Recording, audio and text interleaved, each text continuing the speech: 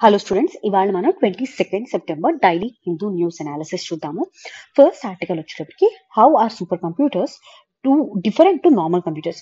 అంటే ఇక్కడ first of all super computers and దాంతో పాటు నార్మల్ కంప్యూటర్స్ ఉన్నాయి కదా, ఆ రెండింటి మధ్య డిఫరెన్సెస్ ఏంటి అండ్ దాంతో పాటుగా ఈ సూపర్ కంప్యూటర్స్ యొక్క సిగ్నిఫికెన్స్, ఛాలెంజెస్ అండ్ ఇష్యూస్ మనం ఇవాళ చేసుకుందాము.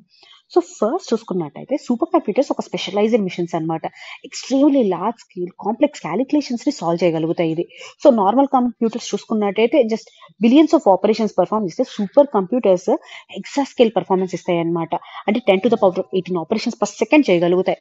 అండ్ దాంతో పాటు ప్యారల్ కంప్యూటింగ్ కానివ్వండి, థౌసండ్స్ ఆఫ్ ప్రాసెసర్స్ సైమల్టేనియస్ గా వర్క్ చేస్తాయి ఈ సూపర్ కంప్యూటర్స్ లో. సో ఈ సూపర్ కంప్యూటర్ ప్రోగ్రామ్ చూసుకున్నట్టయితే 1980s లో మనం స్టార్ట్ చేయడం జరిగింది.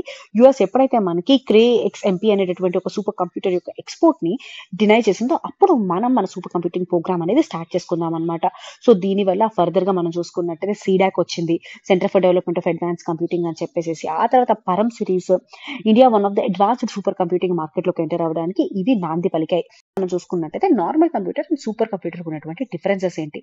సో ఫస్ట్ నార్మల్ కంప్యూటర్ చూసుకున్నాం అనుకోండి, కొన్ని సిపియూస్ ద్వారా పనిచేస్తాయి. అదే super computers thousands of CPUs and GPUs use చేస్తాయి అనమాట ప్యారల్ గా ఒకేసారి.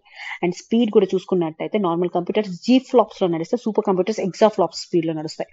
అండ్ మెమరీ స్టోరేజ్ చూసుకున్నట్టయితే జీబీ ఉంటాయి మనకి. ఈ normal computers, super computers petabytes లో స్టోరేజ్ చేయగలుగుతుంది అనమాట.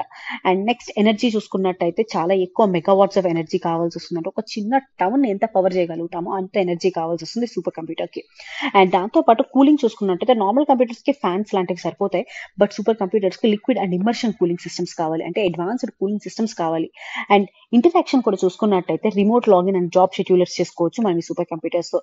అండ్ ఒక్కసారి సూపర్ కంప్యూటర్స్ అప్లికేషన్ చూసుకుంటే climate modelling, defence, artificial intelligence, drug discovery, so multiple and చాలా అడ్వాన్స్డ్ అప్లికేషన్స్ అనేవి మనకి సూపర్ కంప్యూటర్స్ కి ఉన్నాయన్నమాట. ఒకసారి ఇండియా సూపర్ కంప్యూటింగ్ యొక్క జర్నీ అండ్ ఇన్స్టిట్యూషన్స్ చూసుకున్నట్టయితే సీడాక్ కానివ్వండి, బాబా atomic research centre, NAL, Anurag, so ఇవన్నీ ఏజెన్సీస్ అన్నమాట సూపర్ కంప్యూటింగ్ కి.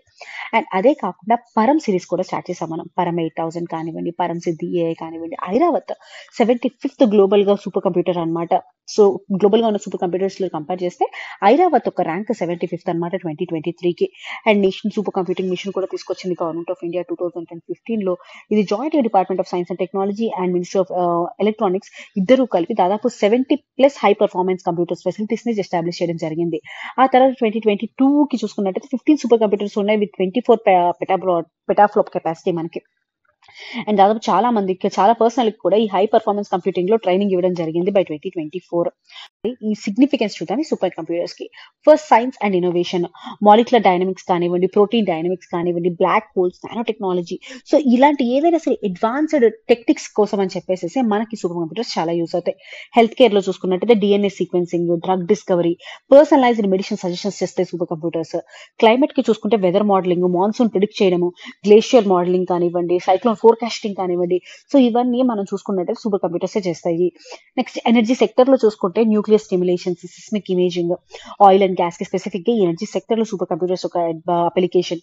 Engineering, aerospace, aircraft design కానివ్వండి, ఏరోడైనమిక్ స్టిమ్యులేషన్స్ కానివ్వండి, లేదా నేషనల్ సెక్యూరిటీలో cryptography, cartography, direct defence stimulations కి. అండ్ ఎడ్యుకేషన్ లో రీసెర్చ్ అండ్ డెవలప్మెంట్, IITs కి, IAS కి, అండ్ దాంతో పాటుగా రీసెర్చ్ సెంటర్స్ కి, వీటన్నిటికీ ఒక అప్లికేషన్స్ అనమాట.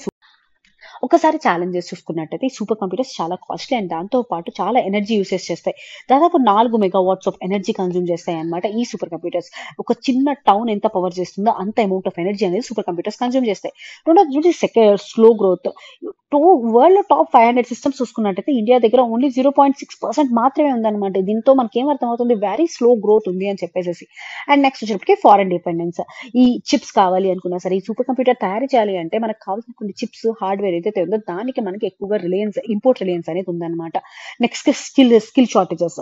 నాస్కామ్ ప్రాజెక్ట్స్ చూసుకున్నట్టే దాదాపు 14 నుంచి 19 lakh టెక్ ప్రొఫెషనల్స్ యొక్క షార్టేజ్ మనం అబ్జర్వ్ చేయొచ్చు.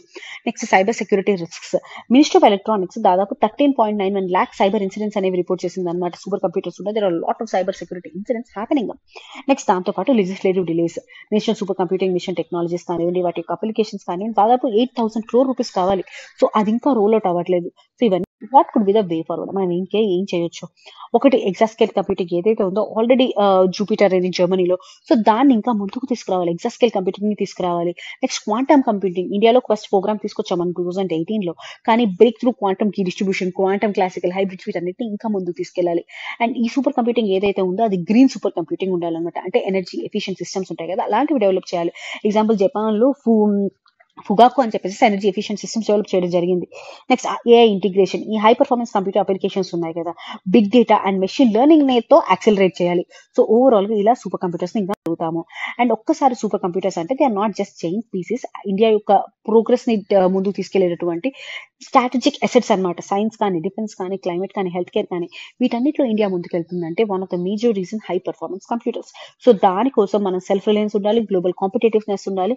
ఇది ఈ ఆర్టికల్ చూసుకున్నట్టయితే can time lines be fixed by the governance. మనం చూస్తూనే ఉన్నాము చాలా 2-3 మంత్స్ నుంచి మనకి టాపిక్ నడుస్తూనే ఉంది. అసలు గవర్నర్స్ టైమ్ లైన్స్ ఫిక్స్ చేయొచ్చా మీద ఒక్కసారి మనం చూసుకుంటే ఒకసారి గవర్నర్ అసలు ఒక బిల్ ఉందనుకోండి, బిల్ పాస్ చేయడానికి ఈ టైమ్ లైన్స్ ఏవైతే ఉన్నాయో అవి గవర్నర్ మీద పెట్టొచ్చా లేదా? సో గవర్నర్ స్టేట్ కి కాన్స్టిట్యూషనల్ హెడ్ ఆర్టికల్ 153 కింద. ఆర్టికల్ 156(1) ఏం చెప్తుంది అంటే governor holds office during pleasure of the president అని చెప్తుంది అనమాట. అదే ఆర్టికల్ 156(3) ఏం చెప్తుంది? 5 year టర్మ్ ఇస్తుంది. అండ్ ఆర్టికల్స్ 200 నుంచి 201 వరకు గవర్నర్ అండ్ ప్రెసిడెంట్ బిల్స్ ఇచ్చేటటువంటి పరిస్థితుల్లో వాళ్ళకు ఉన్నటువంటి పవర్స్ గురించి చెప్తాయి. కానీ టైం లిమిట్ అనేది ఎక్కడ కాన్స్టిట్యూషన్ లో ప్రిస్క్రైబ్ చేయలేదు. ఇది మనం గుర్తుపెట్టుకోవాలి. సో ఈ ఫ్రీక్వెంట్ గా అందుకే ఈ కాంట్రవర్సీ అనేది వస్తుంది. కాంటెక్స్ట్ లో మనం ఒకసారి కాన్స్టిట్యూషన్ అండ్ జ్యుడిషియల్ పొజిషన్ ఏంటి అనేది చూద్దాం. ఆర్టికల్ 200 ఏం చెప్పుకున్నాము? గవర్నమెంట్ అసెంట్ ఇవ్వచ్చు, విత్హోల్డ్ అసెంట్ చేయొచ్చు, అండ్ దాంతో పాటు రిటర్న్ చేయొచ్చు ఆర్ బిల్ ని రిజర్వ్ చేయొచ్చు. ఏమేం చేయొచ్చు? గవర్నర్ అసెంట్ ఇవ్వచ్చు, లేదా విత్హోల్డ్ చేయొచ్చు, లేదా రిటర్న్ పంపించవచ్చు వెనక్కి, లేదా ఇది ప్రెసిడెంట్ కి రిజర్వ్ చేయొచ్చు. 201 ప్రకారం ఏంటి? ప్రెసిడెంట్ అసెంట్ ఇవ్వచ్చు లేదా విత్హోల్డ్ చేయొచ్చు ఆర్ ఈ బిల్ ని రిజర్వ్ చేయొచ్చు. నెక్స్ట్ వచ్చేటప్పటికి నవం రెబియా కేసు. గవర్నర్ ఇలా అసెంట్ అనేది ఏదైతే ఉందో అది ఇండిపెండెంట్ గా విత్హోల్డ్ చేయలేరు, దానికి మినిస్ట్రీరియల్ అడ్వైస్ కావాలి అనమాట. ఒక సుప్రీంకోర్టు 2025 ఏప్రిల్ ఇచ్చిన జడ్జ్మెంట్ ప్రకారం చూసుకున్నట్టయితే state of Tamil Nadu versus governor of Tamil Nadu supreme court ఏం చెప్పింది అంటే గవర్నర్స్ వితిన్ 3 months యాక్ట్ చేయాలి బిల్స్ విషయంలో. అండ్ బిల్ కనుక రీపాస్ చేశారు అనుకోండి, అంటే స్టేట్ లెజిస్లేటివ్ అసెంబ్లీ బిల్ ని మళ్ళీ పాస్ చేసింది అనుకోండి, గవర్నర్ అసెంట్ ఇవ్వాలి. అండ్ ప్రెసిడెంట్ ఆ బిల్ ఏదైతే ఉందో 3 months లోపల దానికి గురించి డిసైడ్ చేసుకోవాల్సి ఉంటుంది. అంటే అసెంట్ ఇస్తున్నారా లేదా అనే విషయం మీద. ఈ టైం లైన్స్ కన్నా ఏదైనా సరే డిలే చేసినట్టయితే దానికి జ్యుడిషియల్ రివ్యూ వెళ్తుంది అని చెప్పింది. సో దీనివల్ల ఫర్దర్ గా మేలో మనకి ప్రెసిడెంట్ గారు వీటన్నిటికీ ఎగనైస్ట్ ఒక రిఫరెన్స్ అడిగారు అనమాట. అసలు నిజంగా మీకు కోర్టు పెట్టొచ్చా ఇలాంటి టైం లైన్స్? కాన్స్టిట్యూషన్ ఏమన్నా ఇచ్చిందా ఇలాంటి టైం లైన్స్ ప్రెసిడెంట్ ఆ గవర్నర్ మీద పెట్టడానికి అని చెప్పేసి ప్రెసిడెంట్ గారు సుప్రీం కోర్టును అడగడం జరిగింది. ఒక్కసారి కాంటెక్స్ట్ లో మనం కమిషన్ ఒక రికమెండేషన్ చూద్దాం. ఫస్ట్ సర్కారియా కమిషన్ అన్నమాట. బిల్స్ రిజర్వేషన్ ఏదైతే ఉంటుందో అది ఓన్లీ రేర్ కేసెస్ లో మాత్రమే పెట్టాలి. అండ్ అది కూడా 6 months లో డిసైడ్ చేయాలి అని చెప్పి సర్కారియా కమిషన్ చెప్పడం జరిగింది. అండ్ పూంచి కమిషన్ కూడా చూసుకున్నట్లయితే governor with in 6 months term లోపల 6 months టైం లోపల బిల్స్ మీద డిసైడ్ చేయాలి. అండ్ దాంతో పాటు గవర్నర్ కూడా సెక్యూర్ టర్మ్ అనేది ఉండాలి అని చెప్పడం జరిగింది అనమాట. అండ్ హోమ్ మినిస్ట్రీ కూడా 2016 లో చెప్పింది ఏంటి? Governments as soon as possible చేయాలి అని చెప్పింది. అండ్ ఒక్కసారి మనం చూసుకున్నట్టయితే ఈ నార్మ్స్ ఏవైతే ఉన్నాయో ఆర్టికల్ 155 నుంచి 156 వరకు అపాయింట్మెంట్ రిమూవల్ ని కోడిఫై చేయాలి. అండ్ ఈ టైం నుంచి ఏదైతే సుప్రీం కోర్ట్ చెప్పిందో దాన్ని మ్యాండేట్ చేయాలి గవర్నర్స్ కి in lines with 2025 ruling. Transparent and political appointments అనేది ఉండాలి ఈ గవర్నర్ ఆఫీస్ కి. ఎమినెంట్ పర్సన్స్ ని గవర్నర్ ఆఫీస్ తో తీసుకోవాలి. అండ్ దాంతో పాటు చీఫ్ మినిస్టర్స్ ఒక కన్సల్టేషన్ అనేది ఉండాలన్నమాట రిమూవల్ కి ముందు. అండ్ ఏదైనా డిలే ఉన్నా సరే, లేకపోతే ఏదైనా ఇష్యూ ఉన్నా సరే బిల్స్ తో జ్యుడిషియల్ రివ్యూ అనేది ఉండాలి. So this is the way. Next article చూసుకున్నట్టయితే దేని గురించి చెప్తుంది? యురేనియం అన్రెస్ట్ అని చెప్పేసి చెప్తుంది అనమాట.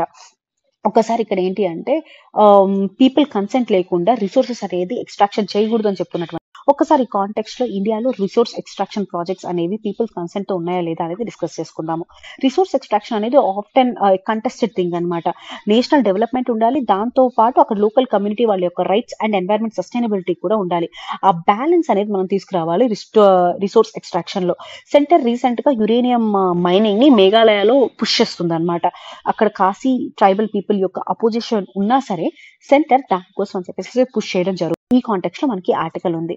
సో ఫస్ట్ ఆఫ్ ఆల్ మనం ఎగ్జాంపుల్ చూసుకుంటే సింగ్భూమ్ జార్ఖండ్ లో మనం చూసుకుంటే uranium corporation of India operation చాలా వరకు ప్రొటెక్ట్స్ జరిగాయి అనమాట. ఆ కార్పొరేషన్ మీద మనం చూసుకున్నట్టయితే రేడియేషన్ అని, హెల్త్ ఎక్స్పోజర్స్ అని చెప్పేసి, లైవ్లీహుడ్ ఇష్యూస్ అని. అండ్ ఒరిస్సాలో నియామ్గఢి ఏరియా ఉంది కదా, అక్కడ కూడా సుప్రీం కోర్టు అక్కడ గ్రామ సభ కన్సెంట్ ని అప్హోల్డ్ చేసింది వేదాంత బాక్సైట్ ప్రాజెక్ట్ లో. అండ్ పాస్కో వాళ్ళ స్టీల్ ప్లాంట్ కానివ్వండి, 2017 లో అక్కడ పీపుల్ అపోజిషన్ వల్ల దాన్ని క్యాన్సిల్ చేయడం జరిగింది. జార్ఖండ్ లో జాదుగూడ మైన్స్ స్పెసిఫిక్ గా చూసుకున్నట్టయితే రేడియేషన్ లింక్డ్ హెల్త్ డిజార్డర్స్ అనేవి రిపోర్ట్ చేశాము. And Samatha judgment, supreme court tribal land ని లీజ్ చేయడాన్ని ప్రొహిబిట్ చేసింది Samatha judgment. Examples supreme court ఎలా రిసోర్స్ ఎక్స్ట్రాక్షన్ ఏదైతే ఉందో దానికి అడ్డుకట్టగా ఉంది, అండ్ దాంతోపాటు అక్కడ ఉన్నటువంటి లోకల్ కమ్యూనిటీస్ యొక్క రైట్స్ ని ఎలా కాపాడింది అని చెప్పడానికి అవన్నీ ఎగ్జాంపుల్స్ అన్నమాట. ఒక్కసారి రిసోర్స్ ఎక్స్ట్రాక్షన్ వల్ల ఉన్నటువంటి అడ్వాంటేజెస్ చూద్దాము. First, energy security. Uranium mining వల్ల న్యూక్లియర్ పవర్ కెపాసిటీ, ఒక కంట్రీ యొక్క nuclear power capacity, energy capacities అనేవి పెరుగుతాయి. ఇండియా యొక్క క్లీన్ ఎనర్జీ ట్రాన్సిషన్ కి పవర్ కెపాసిటీకి చాలా ఇంపార్టెంట్. అండ్ ఇండియాకి మనకు తెలిసిందే కదా, ఇండియాలో 3 స్టేజ్ న్యూక్లియర్ ప్లాంట్ ప్రోగ్రామ్ అనేది ఉంటుంది మనకి. సో దాంట్లో మనం యురేనియం మీద హెవీలీ డిపెండెంట్ గా ఉన్నాము. అండ్ నెక్స్ట్ వచ్చేటప్పటికి స్ట్రాటజిక్ ఇంపార్టెన్స్. యురేనియం అనేది వెరీ క్రిటికల్ మినరల్ అనమాట. డిఫెన్స్ కానీ అటామిక్ ఎనర్జీ ప్రోగ్రామ్స్ కానీ it is very important. And దాంతో పాటు ఇంపోర్ట్ డిపెండెన్సీని కూడా రెడ్యూస్ చేస్తాము మనం దీనివల్ల. నెక్స్ట్ వచ్చేటప్పటికి ఎకనామిక్ గ్రోత్ కి చూసుకున్నట్లయితే మైనింగ్ వల్ల లోకల్ జాబ్స్ క్రియేట్ అవుతాయి, ఇన్ఫ్రాస్ట్రక్చర్ క్రియేట్ అవుతుంది, రాయల్టీస్ ద్వారా గవర్నమెంట్ కి రెవెన్యూ వస్తుంది. ఫర్ ఎగ్జాంపుల్ సింగింగ్ యురేనియం మైన్స్ దాదాపు జార్ఖండ్ ఎకానమీకి చాలా కాంట్రిబ్యూట్ చేస్తాయి. నెక్స్ట్ వచ్చేటప్పటికి national development goals, energy mix ని ఇంకా ప్రమోట్ చేస్తుంది అనమాట. SDG 7 affordable and clean energy ఏదైతే ఉందో, పారిస్ క్లైమేట్ కమిట్మెంట్స్ ఏవైతే ఉన్నాయో వాటిని సపోర్ట్ చేస్తుంది. రిసోర్స్ ఎక్స్ట్రాక్షన్ ఒక అడ్వాంటేజెస్. అట్లానే ఇలాంటి రిసోర్స్ ఎక్స్ట్రాక్షన్ కి ఛాలెంజెస్ కూడా ఉంటాయి. First, democratic deficit. Office memorandum ఏవైతే ఉంటుందో అది అటామిక్ అండ్ స్ట్రాటజిక్ మినరల్స్ ని పబ్లిక్ కన్సల్టేషన్ నుంచి బైపాస్ చేస్తాయి అనమాట. So which is environmental impact assessment 2010 norms కింద. సో దాని వల్ల ఏమవుతుంది అంటే పబ్లిక్ ఏదైనా సరే ప్రాబ్లం ఉన్నా సరే వాళ్ళు ఎదురొచ్చి చెప్పలేకపోతారు. ఎన్వైరన్మెంటల్ ఇంపాక్ట్ అసెస్మెంట్ లో వాళ్ళ వాయిసెస్ వినిపించవు. సో ఓవరాల్ గా ఎఫెక్టెడ్ కమ్యూనిటీస్ ఒక ఇష్యూస్ అనేవి ఇంకా పెరుగుతాయి అనమాట. నెక్స్ట్ వచ్చేటప్పటికి ఎన్వైరన్మెంటల్ రిస్క్స్. యురేనియం మైనింగ్ అనేది హైలీ పొల్యూటింగ్ అండ్ దాంతో పాటు ఎకలాజికల్ డ్యామేజ్ చాలా ఇర్రివర్సిబుల్ అవుతుంది అక్కడ. ఫర్ ఎగ్జాంపుల్ జాదుగూడలో మైనింగ్ చేయడం వల్ల అక్కడ సాయిల్ అండ్ వాటర్ యొక్క కంటామినేషన్ అబ్జర్వ్ చేయొచ్చు. నెక్స్ట్ వచ్చేటప్పటికి constitutional violations. 5th schedule tribal lands ని సేఫ్ గార్డ్ చేస్తుంది. 6th షెడ్యూల్ ట్రైబల్ కౌన్సిల్స్ యొక్క అటానమీని ఇస్తుంది. అండ్ పెసా యాక్ట్ గ్రామ సభ ఈ రిసోర్స్ డెసిషన్స్ విషయంలో గ్రామ సభకి రోల్ ఉంటుంది అని చెప్తుంది అనమాట. సో ఓవరాల్ గా వీటన్నిటిని వైలేట్ చేస్తుంది. అండ్ దాంతో పాటు ట్రస్ట్ డెఫిసిట్. ప్రీవియస్ గా మనకి జార్ఖండ్ కానీ ఒరిస్సాలో కానీ చూసుకున్నట్టయితే ట్రైబల్ ల్యాండ్ మీద ఉన్నటువంటి పర్సెప్షన్స్ లో ఇష్యూస్ అనమాట. అది ఒక రిసోర్స్ ఫ్రాంటియర్ లాగా చూడము. అండ్ దాంతో పాటు ఈ కోఎరిక్షన్ ద్వారా మనం కనుక ల్యాండ్ తీసుకున్నట్టయితే ఎలినేషన్ అండ్ దాంతో పాటు రిసెంట్మెంట్ అనేది పెరుగుతుంది. సో ఇది రిసోర్స్ ఎక్స్ట్రాక్షన్ ఉన్నటువంటి. సో అట్లానే ఒకసారి వే ఫార్వర్డ్ చూసుకున్నట్టయితే ఈ కన్సల్టేషన్ ప్రాసెస్ ఏదైతే ఉందో దాన్ని రెస్పెక్ట్ చేయాలి. స్పెసిఫిక్ గా గ్రామ సభాస్, అటానమస్ కౌన్సిల్ 6th షెడ్యూల్ కింద ఏవైతే ఉంటాయో వాళ్ళ యొక్క కన్సెంట్ ఇంపార్టెంట్ అవ్వాలి, వాటిని ఇన్స్టిట్యూషనలైజ్ చేయాలి. స్పెసిఫిక్ గా మనం చెప్పాలంటే FRA forest rights act 2006 community forest rights ని అప్హోల్డ్ చేస్తుంది. నెక్స్ట్ వచ్చేటప్పటికి రివ్యూ అండ్ విత్డ్రా మెకానిజమ్స్. ఇక్కడ మనం చూసుకున్నట్టయితే బ్లాంకెట్ ఎగ్జంప్షన్స్ ఇచ్చేయకూడదు అనమాట ఎన్వైరన్మెంటల్ ఇంపాక్ట్ అసెస్మెంట్ నుంచి కానీ దేని గురించి అయినా సరే. సో దానివల్ల ఎన్వైరన్మెంటల్ సేఫ్ గార్డ్స్ అనేవి వీకెన్ అవుతాయి. నెక్స్ట్ దాంతో పాటు ఆల్టర్నేటివ్స్ ని ప్రమోట్ చేయాలి. నాట్ ఓన్లీ యురేనియం, రెన్యూబుల్స్ ని కూడా మనం ముందు తీసుకురావడం వల్ల ఎనర్జీ డైవర్సిటీ అండ్ దాంతో పాటు ఎనర్జీ సావర్నిటీ అనేది మనం మెయింటైన్ చేసుకోవచ్చు. Next dialogue over coercion. ఇక్కడ మనం చూసుకున్నట్టయితే అక్కడ ఉన్నటువంటి ట్రైబల్ పీపుల్ దగ్గర ల్యాండ్ కోఎరిక్షన్ ద్వారా తీసుకోవడం జరుగుతుంది. సో దానికోసం అని చెప్పి డైలాగ్ అండ్ దాంతో పాటు ట్రస్ట్ అనేది బిల్డ్ చేయాలి. అండ్ సస్టైన్ కన్సల్టేషన్స్ ద్వారా మనం వాళ్ళ యొక్క ట్రస్ట్ ని రీబిల్డ్ చేయగలుగుతాము. అండ్ దాంతో పాటు ఇన్స్టిట్యూషన్ స్ట్రెంథనింగ్, అంటే ఎన్వైరన్మెంటల్ ఇంపాక్ట్ అసెస్మెంట్స్ ఉంటాయి కదా, అవి మల్టీలింగ్వల్ అండ్ ట్రాన్స్పరెంట్ గా ఉండేటట్టు చూడాలి. అండ్ మల్టిపుల్ కమ్యూనిటీ ఉండాలన్నమాట. సో ఓవరాల్ రిసోర్స్ ఎక్స్ట్రాక్షన్ వల్ల ఎనర్జీ సెక్యూరిటీ అండ్ దాంతో పాటు స్ట్రాటజిక్ బెనిఫిట్స్ వస్తాయి. కానీ కమ్యూనిటీ కన్సెంట్ లేకపోయినట్టయితే కాన్స్టిట్యూషనల్ ఇష్యూస్ అండ్ దాంతో పాటు లాంగ్ టర్మ్ కాన్ఫ్లిక్ట్ మిగులుతుంది అనమాట. సో జుడిషియరీ ఇచ్చినటువంటి ప్రీవియస్ జడ్జ్మెంట్స్ ఉన్నాయి కదా, సమతా కానివ్వండి, నియామగిరి సెటిల్మెంట్ కానివ్వండి, సో అలాంటి జడ్జ్మెంట్స్ అన్నింటినీ ఫాలో అవుతూ ట్రైబల్ కన్సెంట్ అనేది very much important. India uranium and other resources ని same inclusive, participatory and environmental ఫ్రెండ్లీగా ముందుకు తీసుకెళ్లాలి. So the development of the nation habits. ఇది ఇవాళ 3 important articles. Thank you so much for hearing and please like it.